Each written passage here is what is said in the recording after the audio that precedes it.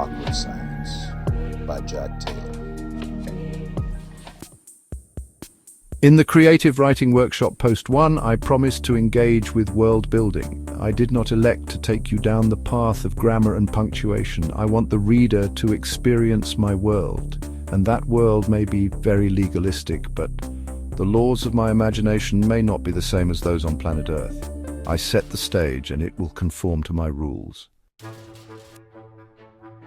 On the other hand, my space may be meant to be consumed by symbolism. It may be written to engage the reader through commonly understood and accepted conditions developed through time, passed on from one generation to the next.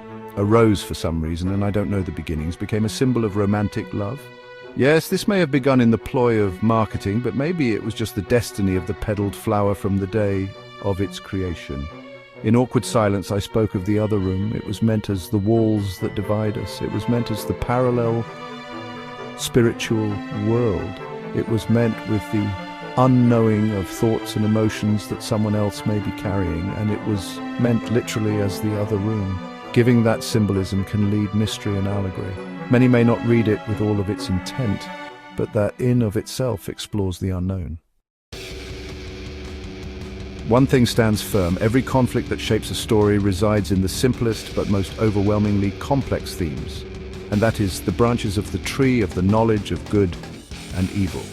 It is by this division that we encounter the protagonist and the antagonist. The environment where we encounter our story is also affixed to the theme. It should have the same twists and turns as the characters. It should embody the same rise and fall of the moral or ethical features. It would be obscene to insult my intelligence by concocting the notion that a baby can lift a car unless you back it up with the craft. You may be building off of a pre-existing character. You may use the superhero angles that has previously shaped these abilities. You may come up with your own reasons, but they have to connect dots. The rare and beautiful Anastasia plant has a quality that is quite unique. If it is found growing out of the side of a birch tree in the early spring, it can elect to connect you to a parallel existence.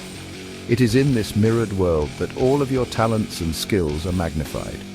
Little Tommy came across the Anastasia plant while being strolled by his grandfather. Tommy was already a strong baby. He overcame many of the obstacles associated with the laws of gravity. He muscled himself up into a standing position months before other babies. And with this magnification of his strength, there were new boundaries. How will this strength shape his morals and ethics? Using familiar, relatable things such as the birch tree, in my opinion, is not enough world creation. As a writer, at this point I would have to question why I used a birch.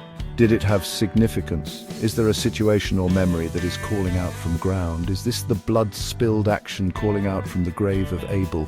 Now, if I can call upon that experience, I can work my words to incorporate true meaning. And I have a strong image of environmental influence that will help me build my world. Awkward Silence by Jack Taylor.